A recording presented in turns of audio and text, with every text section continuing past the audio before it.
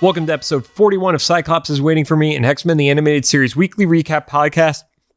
I'm JC, and I'm a little high on Dayquil right now. Or the kids call it Dukequill these days. I've been watching Rick and Morty. Anyway, and I'm Rod. Cyclops is Waiting for Me is our weekly recap podcast where we're going back and watching every single episode of the original 1992 X-Men, the animated series, in their original intended script order, building up to the release of X-Men 97 coming to Disney Plus in 2023. Some quick reminders. We're a recap show about a series that came out 26 years ago. There will be spoilers. If you don't want it spoiled for you, pause this podcast, watch the episode, come back. If you don't do that, I don't care. We will do our best to avoid mentioning anything about future episodes, though, that we have not covered. And just in case it wasn't clear, we have no affiliation or sponsorship from Disney or Disney Plus. Don't forget to follow us on social media at Cyclops IWFM Pod on Instagram, TikTok, Twitter, and Facebook. And of course, make sure to follow us on all your favorite podcast services. Finally, we record these episodes in batches right now, so if we're reacting to any news about the upcoming series, we'll be a few weeks behind. No new news besides what I tried to spread out last week. Onto the show. Today, we're going to be talking about Season 4, Episode 5, entitled Xavier Remembers. It aired on April 27th of 1996, currently sits at a 6.9 star IMDb rating. Before we get into the episode, we did a little bit of a comparison. This is in like the bottom 5 episodes from a ranking perspective on IMDb, at least. I don't recall ever seeing this episode before. If I did, it was so forgettable that I literally just don't have any recollection. I remembered it because I had remembered seeing more than one Shadow King fight episode, but it didn't leave a very strong impression on me. Yeah. So it kicks off with no previously on or anything like that, just goes right into the episode. We're at the mansion, and Xavier is in bed. And what I don't think I ever would have called back then, but he's essentially having like not even a night terror, but a sleep paralysis, because he's aware that he can't move, which I don't think I had ever even heard that term, up until, maybe 10, 15 years ago at this point. But he knows something's going on. There's a flash in the sky, and essentially a storm breaks out above the mansion. Yeah, at that point, is this in the real world that this is happening? This gets blurred a lot. It is blurred a lot, especially at the beginning. And I think that's intentional at the beginning, because you see lightning hits the mansion and then starts jumping between the doors of a few people's rooms. Jubilee, Storm, Beast, and Wolverine are in various states of just having woken up and, whatever their nightwear is, essentially. Some people just Beast is just in boxers, essentially. Jubilee has the really long t-shirt and such. And then Cyclops runs out in full gear. I guess he was on night watch. Just sleeps in his gear at this point. If Jean is gone, he just sleeps in his gear. That's what we'll say, because that's him. Yeah. So they realize that the storm is going on. Storm shouts out to everybody that the elements are out of balance and the world is under siege. And they all kind of go their own ways to investigate this. Wolverine senses something, is kind of in disbelief, and then gets attacked by Sabretooth. We haven't seen Sabretooth in a while. Yeah. Probably since the Friends of Humanity episode. Yeah, we haven't seen him for real. We've probably seen some, flashbacks and stuff, but not him. Yeah, it's been a minute. But the tip-off is he also has yellow eyes. So we know something is up here. Jubilee, also outside, sees a Sentinel. She gets picked up, and then she blasts it with her powers, which pretty sure Jubilee's powers have not taken out a Sentinel by herself, right? Yeah, no, not only that, but it bursts the head open. Right, it bursts a perfect opening, and Xavier's head is inside of it. Which they never go back to address what the fuck that means. So is one of her worst fears also Xavier is behind the Sentinels or something? Or well, we'll get into that, but Storm then gets the images around her that she's being closed in on, essentially. And then Scott is outside, and Sinister appears, having grabbed Jean. And Xavier is shouting in his mind that he must save them. They all start sinking into the ground, and of course, Xavier is losing his shit at this point. And he's like, they're gone, they're all gone. And then we actually cut to the real world. So what I think is happening there is it isn't necessarily Jubilee's worst fear. I think it is Xavier projecting into those scenarios. Yeah, what he thinks is each of their worst fears. Yeah, something to that extent. So maybe he feels some sort of shortcoming for her upbringing since he crime brought her into this shit show. Right, and he knew that her first incidents that she was dealing with were being hunted by the Sentinels. So in what we now know is the real world, Jean and Beast are at the bedside with Xavier, and they mentioned that he had a slight concussion. Yeah, I rewatched the Sanctuary episodes just for reinforcement, but also to see he didn't get a concussion in this, or they didn't mention it at least. So Does it make you wonder if there was an episode that just got cut out of the show? There's something, because like maybe that was that episode that got cut for Deal with the Devil or something of that extent. But yeah, it was like, what happened that that this slight concussion was mentioned? And they realized that he is essentially having a nightmare. Mm-hmm. So Cyclops is awake and does what Cyclops does best, yells at Beast. Yeah. And it's like, you're a doctor, fix him. And it's like, doctors can't fix nightmares, bro. Right. Also, if the dude had a slight concussion, why did they let him go to bed? Isn't that like the worst thing if somebody has a slight concussion? Yeah, I get. There's some. So I was wondering if they were implying that he got it while he was asleep somehow because of the trauma from it. But then as the episode is going along, we kind of figure out like he had the concussion and that's why the Shadow King was able to take advantage of it. So yeah, there's so many questions there. I guess like maybe that was the whole point. Xavier didn't tell them. I don't know. This is a weird episode. Yeah. We're just going to put that out there. So as Cyclops is yelling at Beast, we see Xavier is back in a spot where he knows he's in a dream at this point because he sees his mom and everything has a very obvious blue tint. And he's like, you know, he knows that his mom isn't around anymore and that especially him being an adult, like he shouldn't be able to be here with her kind of thing. And it looks like it's maybe the orphanage or just a schoolyard or something. It's like a bunch of little kids that would have been his age at the time. Yeah, I mean, it's definitely the Institute because he inherited that from his family. Gotcha. Yeah. And then there was a really like awkward animation glitch where Xavier's mouth is animated saying one of the lines of his mom. Yeah. So that was weird. But they're really tight. Their family's really tight. Seriously. But then, you know, he sees the X-Men and they're basically like, no, you did it. We won. Like, you know, that you can finally start to relax. Mm-hmm. And Xavier is having a very hard time believing it, of course. Because they're all just on the beach together. It's like, wait a minute, these people wouldn't get along. Yeah, and there's this big cameo shot around, and you see the X-Men main team, obviously. You see some of the members of X Factor, and they had like a graphical thing with it, like an overlay kind of scenario. But also whoever was coloring it in miscolored Quicksilver because he had skin tone with the white lightning bolt across his chest, as opposed to being his aqua color. Yeah, it was weird. He just went hard. He got that chest tattoo. Oh, God. I never want to see Pietro with a chest tattoo. No regrets. Awful. That's absolutely terrible. But then he starts to ascend. Is that a fair way to say it? Yeah, like it's like the astral form. Yeah, where it's over space and it's a white chalk outline style of him. And then I recognize the other voice in this, but it gets revealed a little bit down. Right. So back in the real world, his readings start dropping, and then Jean decides to yell at Beast. Beast, you're a doctor, do something. And Beast is like, fuck it, I'm leaving. Yeah. Yeah, it's like, God, Beast is a doctor dealing with psychics. I can't imagine how frustrating that has got to be for him. He's like, this is not how this works, guys. Like he's having a nightmare. If anything, the psychic should be doing something. Right. Where it is encouraged of, oh, Gene, maybe you should dive in there and get him out.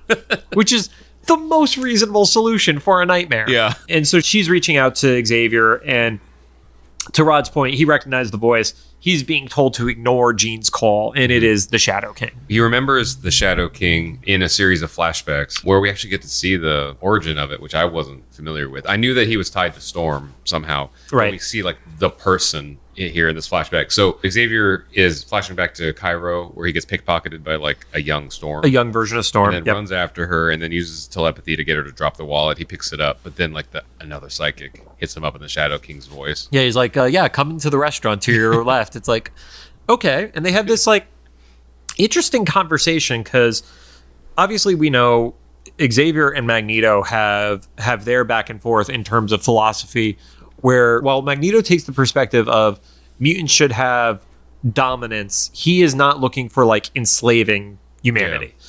But the Shadow King basically is like, you know, humans are stupid and they're meant to be exploited. Yeah. So it's not a matter of fairness. It's a matter of like, how do I take over the system? And there's a quick toss out that like this happened 20 years ago at this point.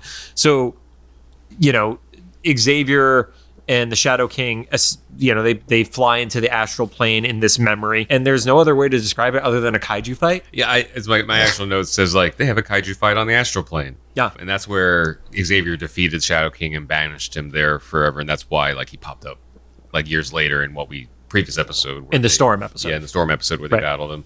That Yeah. makes sense why he was like not in his like physical form, because we're assuming his body is either died or is still in a coma somewhere. Right. Somewhere. Yeah.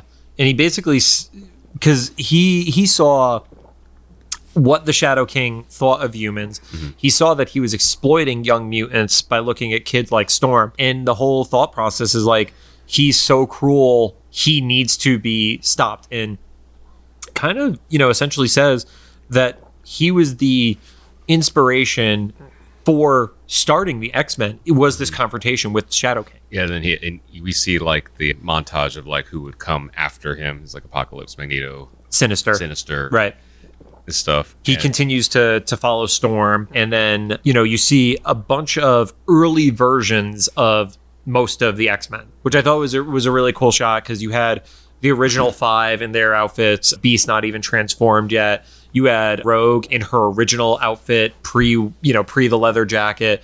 You had Gambit, which was basically the same thing, except he didn't have his trench coat. Yeah. You did have classic Wolverine, though. You had the whisker outfit. Nice. Yeah. So that was cool. And then it cuts to what we referred to in a recent episode. You get the Danger Room replay again. Yeah. So they got their share out of that footage. Comes back to the lineup, and they're in their more modern outfits now. At that point, the Shadow King keeps calling for him. In his dream, Xavier sees the X-Men being destroyed, and the Shadow King trying to like kind of trick him. Right. He calls out for Jean. And at this point, the Shadow King appears in like his armor. It looks a little bit like the Destroyer in a few ways, except he actually goes as far as like having like a shield and weaponry and stuff like that. Yeah, he actually mentions that there was a blow to Xavier's head that has helped him out, because Xavier has had him trapped there for nearly 20 years. Aside from when he almost got out with Storm with the rift in the astral plane, he's been stuck there because Xavier has been able to concentrate. And we got a little bit of this sometime with the Shi'ar story and the Phoenix story and things of that nature, of like he has let down his mental defenses. Yeah. So I don't know if maybe the concussion is something that was just referenced from earlier and Shadow King is only just finding out about it. But yeah, it's... See, I wish they would have done what, like, obviously years and years and years down the road that Hawkeye did on his show, where he's wearing a hearing aid. He's like, yeah, some stuff's happened. And they flash back to like any number of instances where that would have affected his hearing. It's like they had a flashback. Xavier, he's like, when did he get a concussion? Just flashback to like the several dozen times that they were where he gets knocked out of his chair and stuff is blowing up by his head and such. Yeah. In the real world, Beast says that Xavier is still sleeping, and Cyclops is just yelling. I don't know how else to put it. He's just like, he has no other like recourse, and just like, yeah, maybe he'll wake up. He's not even yelling at Xavier. He's just like making a lot of noise. Jean hears Professor X, and then he wakes up, but his eyes are glowing, and I think that's one of those like indicators to us rather than indicator to them in the room. Yeah, nobody thinks it's weird. Yep. And then everybody in their rooms essentially has the IRL attack that Xavier was dreaming about previously. Wolverine wakes up in his room. Sabretooth is attacking him, or at least he thinks so. Jubilee has a Sentinel pop in, reach in through her window to grab her. And Storm, unfortunately, literally has her like own ceiling start to drop on top of her. Yeah, Storm reverts to child form, and I think she has it like the worst, because she actually lands in like Shadow King's palm. Yeah. In this terror. Yeah, thing. she actually sees him. Yeah. Then back at the war room, Beast says that alarms are coming from the sleeping quarters, but he doesn't actually see any physical things happening. But there's another life form in the room, and that's when all of a sudden Xavier is floating. That's got to be creepy as shit. It's like possession type stuff, right? Yeah. Well, and I know you didn't see this, but in reference to the season 4 Stranger Things. Yep, didn't see it. When Max gets possessed by Vecna in the graveyard, it's very similar. Like, I'm sure you've seen the meme of her floating in the air and then the Kate Bush song and everything. But like, it was like that pose. Like, he's like floating across the room. He's like, uh-oh, something's wrong. I literally don't know who Max is. Okay. She's partially the reason why you've been hearing Kate Bush everywhere. So well, now I hate Max. But at the same time, that I guess because Shadow King's like totally taken over Xavier, all the illusions drop off. Yeah. And the X-Men wake up from their nightmares. Yep. And essentially he gives this like little speech of, look, he locked me up for 20 years in a world of unlife, essentially. Like there's no emotion, there's no feeling, I can't sense anything. It just sucks there. Yeah. So now I'm going to do this to him. Yeah, he's like, I've been there for 20 years. Which, side note, seeing Storm as a kid, I guess now we know that she's like early 30s, late 20s. Yeah, I mean, Well, when she's pickpocketing, she can't be any older than 8 years old. I was gonna say like 8 or 9. Yeah. And stuff. So so she's probably in her late 20s and Yep. stuff. So that's interesting, like to kind of like put where everybody is. Right, and I mean, we got that very similarly with Scott and his Cyclops. recent episodes and stuff. But speaking of, at that point, she walks in and she's the one who reveals to everybody, aside from Xavier, who's been having this fight on the astral plane, that it is the Shadow King. Mm-hmm. And Shadow King, like, he has a familiarity with her, so he actually calls her Aurora instead of Storm because he knew her when she was a kid. Yeah. So Jean then says like, well, I know what to do. She doesn't even ask anybody. She doesn't need to. Yeah. So she jumps in to like the astral plane, I guess. Right. And finds, it's hard to describe. Xavier's like in a hand prison. It's essentially like a lockup. It's a virtual prison that he's stuck in that the Shadow King is obviously like captured him in. And the two of them kind of like mind meld, where they're using their combined psychic might to try to break him out of it. Mm-hmm. Back in the real world, Wolverine is like, all right, cool, let's stab you. Yeah. And it's like, I respect what Wolverine's going for, but Shadow King in Xavier's body says, well, this is the ultimate hostage, because what are you going to do to me? Yeah. Are you gonna kill me? Because I'll just hop to another body and then Xavier will be dead. Yeah, that was one of the few times like Cyclops yelling was kind of reasonable. Yeah. He was like, hey, let's try not to kill the guy that's paying for all this stuff. Yeah, he basically says, put it back in your pants. Yeah. Yeah. You don't need those animanium boners out here. We get a quick aside back into the astral plane where Xavier and Jean are able to break out of that prison. And when that happens, Shadow King actually shoots into the sky out of Xavier at that point in the real world. And we see this like, Have to break a skylight though. Well, he's incorporeal. Like he can't. He doesn't know the house rules. Yeah. He hasn't been in Xavier's body long enough. He's been stuck in the astral plane for years. Yeah. He doesn't know you're supposed to break skylight. So we get this battle going back and forth in the astral plane. There's like I-beam shooting. He's then, in an armor and he starts attacking them. Xavier transforms into this like gladiator style form. I remember looking it up when I was doing the edit on the HeroClix. On the HeroClix episode. Can't remember what it's called. It was armor that originally Xavier had when he was like under an evil influence. Here it's used as armor for fighting good. I remember that in another episode, yeah. Yeah. And then Jean got her own armor. Jean was in like future, like cyberpunky armor. Like she had a visor in front of her head. But this is all not colored in. It's all just outline artwork and stuff like that. It's like, it's pretty trippy. And they have a lightsaber battle. We both have that note. It's like, it's clearly, they're a little bit more on fire than lightsabers are, but it's just a lightsaber battle. Right. Jean has these like psychic chains that she's able to snag the Shadow King with, and she starts to pull him towards this like whirlwind kind of thing that's like sucking him in. Mm-hmm. And he grabs her on the way down. Xavier won't let her go. And like, I know we're kind of brushing through it because it's a very visual scene at this point. It's action packed, but this is like 4 minutes of the episode is this fight scene. There was some interesting things too in that fight scene. I remember, I think Xavier cut Shadow King in half, like his astral plane version. And then he had like 2 lightsabers. Yeah. And then he was able to like reconstitute pretty quickly. But I just remember thinking like, even though it's not like a bloody violent thing, that's like a really visual thing. That's like a Mortal Kombat fatality, like being split in half. It was very Kung Lao style. Yep. Xavier won't let Jean go, and he actually sends essentially a psychic burst that goes down into her foot. Yeah. And that's where it connects with the Shadow King's hand. It goes off. That's what makes him release. Yeah, I couldn't figure out what that was. So my note just says like Xavier hugs Jean, and apparently the power of love knocks Shadow King back into the portal. Nope. That is 100% psychic power. That is not a love thing. No. But when that happens, the Shadow King falls into this like, psychic cyclone. And in the real world, the storm ends. Everybody's on the lawn. I don't know why they're on the lawn. I was wondering about that. I guess the little bit of justification maybe is because there's this giant portal opening up above the mansion. They're probably trying to keep an eye on it. And they're like, well, we're not going to leave these like unconscious bodies inside, right? So they just brought them out with them. I don't know. That was a choice. But then you get kind of like the moral of the episode, which is, reminder about having eternal vigilance. And it's like, maybe this is why Xavier doesn't like put people in prison, because he has to concentrate so hardcore to just keep one person in mental prison for 20 years. And the second he let his guard down once, they got out. I love Wolverine's reaction to this moment. He's like, what the heck just happened? No one answers him. He's just standing in the corner like, we have to remember from everyone else's perspective, They were asleep. They all had collective night terrors. And then they went out to the front lawn and there's a giant portal opened up.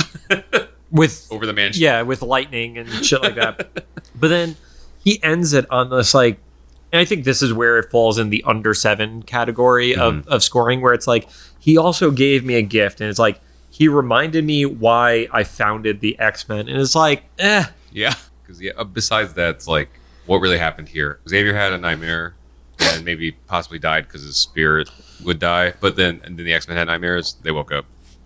Yeah, and on the websites we usually reference like fandom and stuff like that, and IMDb trivia, there was really not a lot coming out of this one to reference. In previously on the making of an animated series, Eric Lewald actually refers to this as an unusual episode and talks about how some of the moments that Xavier is having are very much deathbed ruminations as what would somebody be experiencing at the end kind of scenario. Oh, that's horrible. Like, well, in the like, you know, you're being welcomed by the family. Oh, that part. That, I thought you meant the night terrors at the beginning. No. Okay. You know, having your friends comforting you of like, look, we did it. We won. You can relax and things like that. But it was also showing irredeemable evil in reference to the Shadow King, which to the modern comics, the interesting thing is every single mutant was given one opportunity to go to Krakoa with the mutant nation, including Shadow King. Oh, wow. So basically, there is a story about the redemption of the Shadow King. So obviously, you know, 25, 30 years ago almost, like that would never have been in it. But they actually have a story within New Mutants, which was super recent. I didn't even know that's still going on. But yeah, I keep up with comics. Right? Yeah. I mean, it's the Krakoan era reinvigorated a lot of titles. Like you have New Mutants, you had Excalibur, you have Marauders, you had Hellions, all within like the last 12 to 18 months. So New Mutants just hit their 40th anniversary. Oh wow. Yeah, I didn't mind watching this one, but I probably won't watch it again. This is probably what I thought if I had seen this episode before. That's probably what I thought then. That's probably why I don't remember it. I mean, that's fair. Yeah, it's fine. It felt like it didn't have the level of stakes for something that could have been way bigger. Yeah. And the coolest part about seeing the human form or the physical form of Shadow King could have been just as cool of an insert in any other episode as opposed to it being its own thing. Which also, he is completely different than the comic book version of him. Like, we'll throw that on the Instagram of like the physical difference between who he was in the show versus who he is in modern comics today. Yeah, because in the show, he was just basically kind of mobster number 5. Like he was generic. Yeah, you wouldn't have seen him anywhere else.